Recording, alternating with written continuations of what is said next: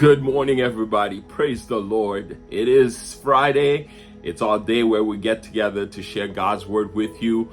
And I am so grateful that you can join with me today. And right now, today is the last part of our series on the thematic journey in the book of Acts. And I'm praying that this series has been a blessing to you, and it's been an encouragement to you. And my prayer is that you share it with people that you know can use the same encouragement that you find every week that you join with me. And I know you are stoked and ready to see what the final part of this series is, and I'm excited to share it with you. But before we go to do that, let me just give you a quick summary of part 9. Last week, our devotional emphasized that God accomplishes his purposes through imperfect but surrendered people.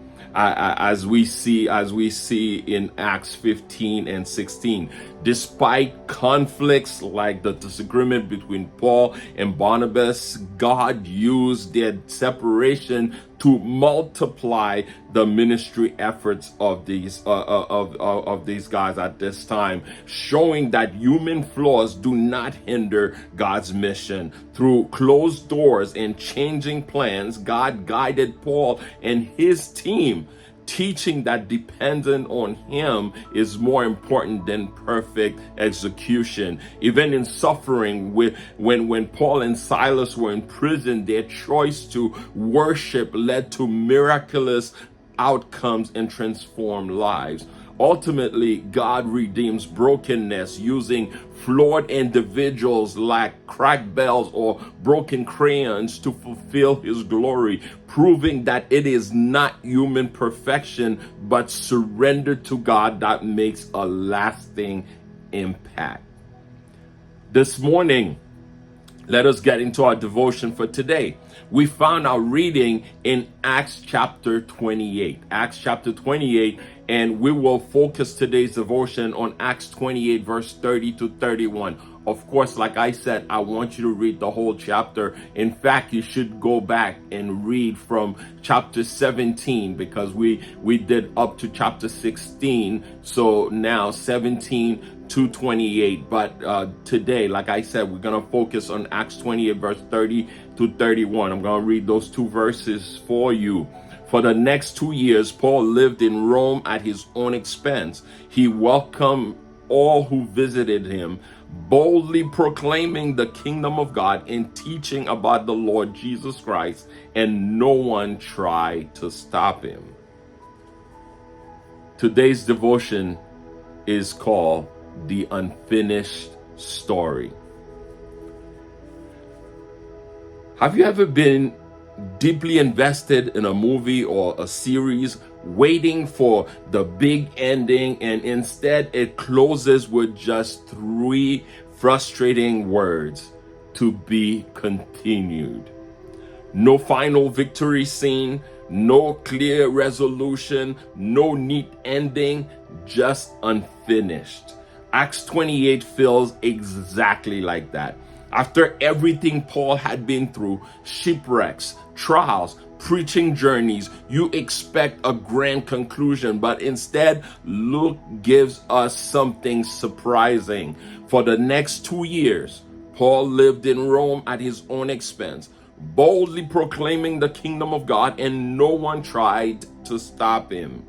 And then it just ends. No wrap up, no ending credits. Why is the question we need to answer. And I will tell you, it's because the story of Acts was never meant to end there. Acts end without an ending because the story continues through you and I.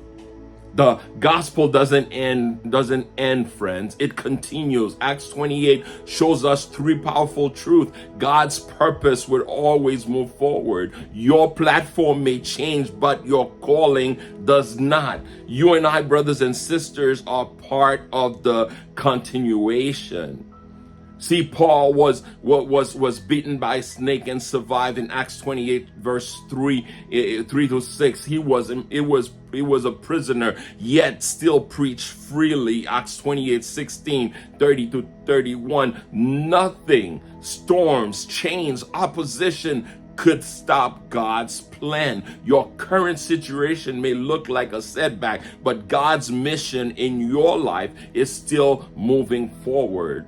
See, Paul moved from missionary journey to house arrest, but his message stayed the same, boldly proclaiming the kingdom of God. He didn't say, I can't preach like I used to. He simply used where he was. He simply used what he had, the situation that he had. He used it so that God's name may be praised, may be glorified through him. Whether you today you may find yourself in a classroom, at your job, or at your home, or through a tough season, your calling to represent Christ remains unchanged. No matter what circumstances that you are facing, the calling that God has on your life remains unchanged. So you need to continue to be surrendered so that God can use you. And you see here, brothers and sisters, we are part of the continuation of the story here. Acts end abruptly because we are the next chapter. The Holy Spirit did not stop working with Paul. He just kept working through others. That include you and I. The question is not, is God still working? The question is, am I continuing the story? Am I allowing God to work through me? Am I placing what I have into God's hand to be used for his glory? Paul preached boldly without chains on the gospel. The mission continues through faithful believers. Our faithfulness to the work of the Lord and our obedience is what is going to help the gospel go forward. Another question you need to ask yourself this morning is, what chapter is God writing through your life? What chapter is God writing through my life? Let me close this morning with the relay race.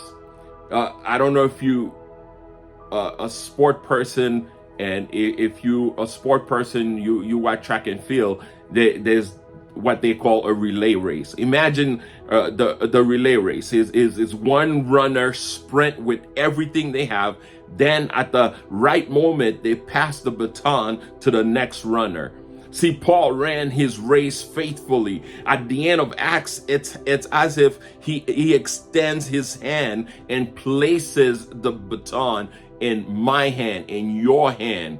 And the race isn't over, you see. The mission isn't finished. The gospel hasn't reached every heart. The story hasn't reached its final chapter. We are not spectators. I want you to get this, that we are not spectators. We are runners in an unfinished race.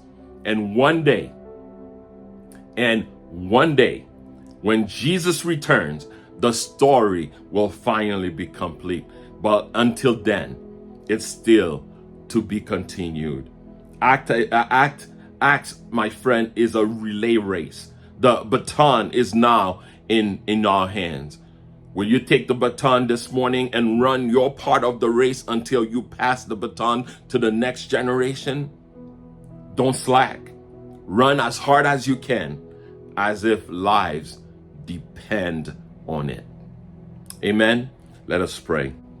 Heavenly Father, we thank you. We give you praise, glory, and honor. We thank you, oh God, for your word this morning. We thank you, oh God, that your story, oh God, did not end with the book of Acts, oh God, but your story, oh God, continues through us today. Help us to see that no matter where you are, you have given us, oh God, a role in your mission. You have given us a part to play in your mission, oh God. Give us boldness, like the Apostle Paul, to speak about your kingdom without fear, even in difficult circumstances, oh God.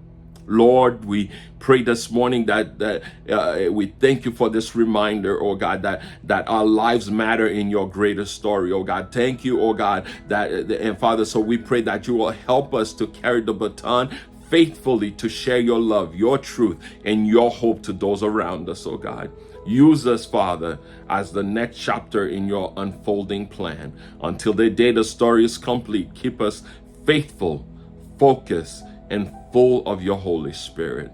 We thank you, oh God, we pray in Jesus' mighty name.